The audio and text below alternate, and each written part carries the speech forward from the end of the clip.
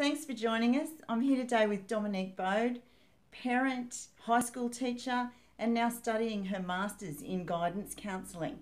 Thanks for joining me, Dominique. Thanks for having me, Jo. Tell me, what have you seen as being a high school teacher, the major challenges, but not so much from a teacher's perspective, more the kids' side of things?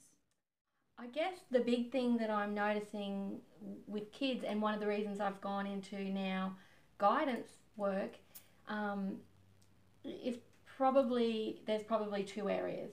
Academically, I'm seeing kids struggle with just the overload of expectation and the content.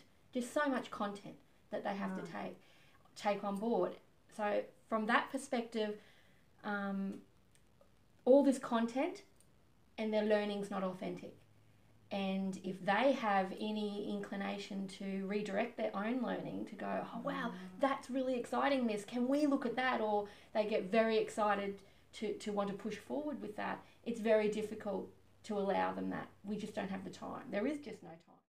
When you say their learning is not authentic, what do you mean by that? It's not intrinsic.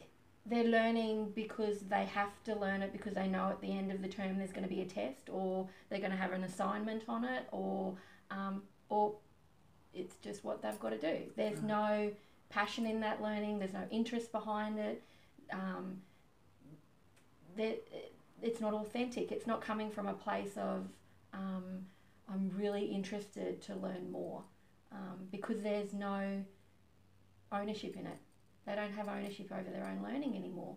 You know, they don't have ownership of what direction it might take, or and I know to a certain extent that's always been that way, but I think there was a lot in the past. There was a lot more leeway. There was a lot more potential to be creative in your own learning, to say, oh, you know, this kind of interests me. And if the whole cohort or if the whole class felt that way, we could go, all right, well, we're going to leave this behind and let's explore this, because look how excited they are, look how passionate they are about what's going on.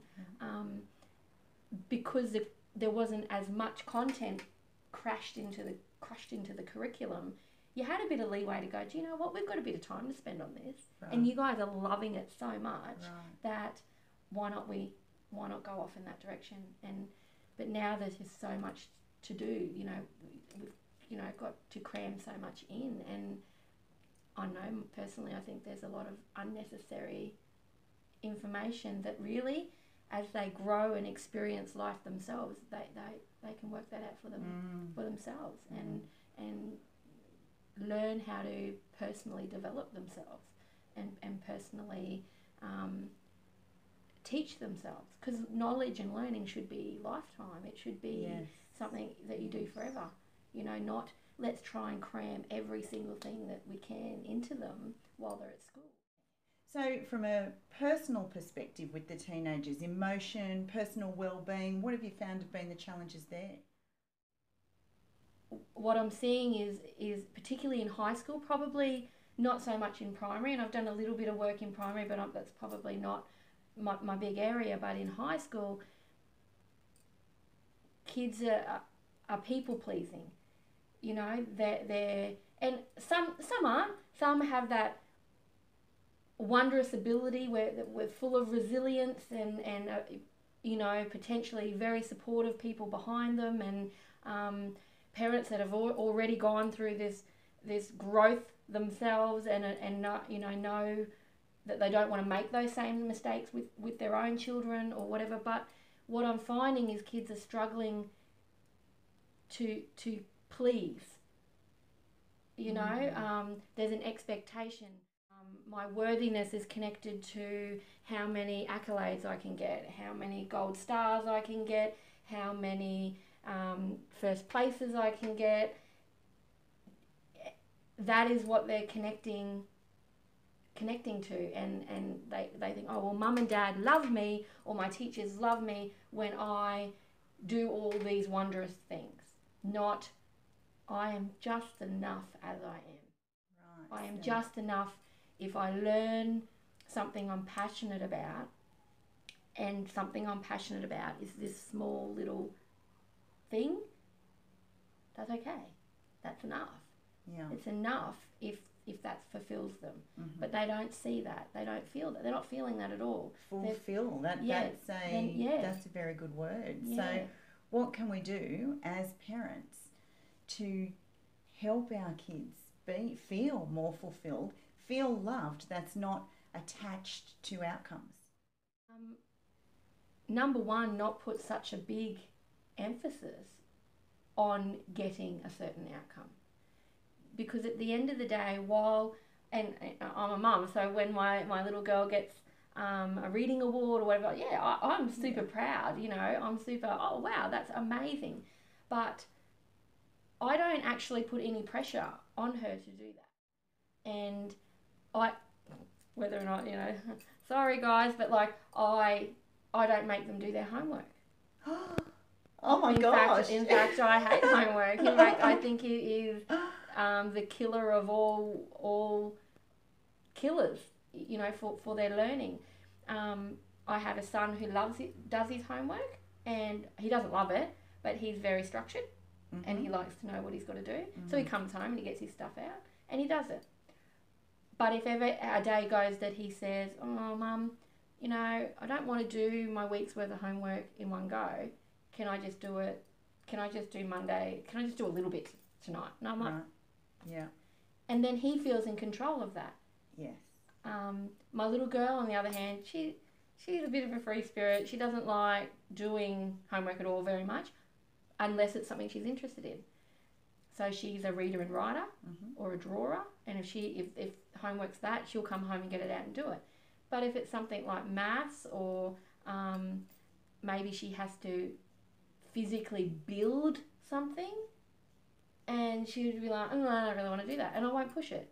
It's not, and I don't think that's a bad thing. Yeah. You know, because what she's doing is she passionately learns about her reading and writing. Not so much passionately learns about creating building blocks or creating a temple or whatever it might be out of paper. But does that matter? So as parents, if we can help them find those things that light them up inside, make them feel good, and allow them to focus on those areas? Yeah, definitely. And I mean, I'm no expert. I'm just muddling through this like every other parent. And what works for me might not be the strategy that works for somebody else. Yeah. But I just find with my kids, the more freedom I give them about their own learning, the more they want to learn. Yeah. The more that they'll sit down and learn and do something, because they feel like it's okay to be in control of that. It's okay to say, I'm interested in this, Mum. I'm not interested in this. And me go, do you know what? I don't care what you're interested in. I just want you to be happy. Because at the end of the day, what I'm learning as an adult is the only thing that matters is having a fulfilling life that makes you happy.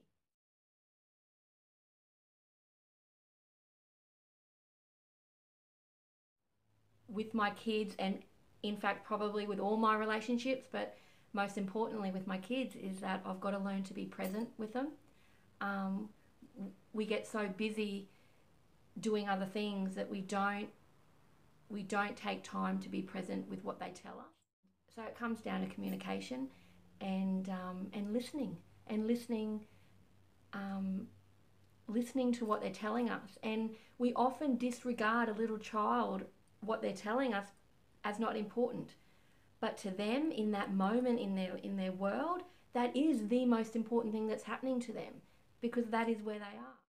And I think as they grow into teenagers and they tell us something like, my best friend, she posted this on Facebook about me, and we go, oh my God, really? Why don't you just get over it? You know, this is just ridiculous. Stop being like this. But what you've got to understand is they're not where you are yet. They're not in our world yet. That is the biggest thing happening to them in that moment. And we're not being present with them in that. We're not understanding that moment for them. We are looking at that moment from when we went through it and going, oh yeah, this is what you should do. We need to listen to understand them, not listen to reply to them. Thanks so much for joining me today, Dominique. It's been great to chat to you. Yeah, thank you for having me. It's been heaps fun. Thank you. Thanks for joining us. See you next time.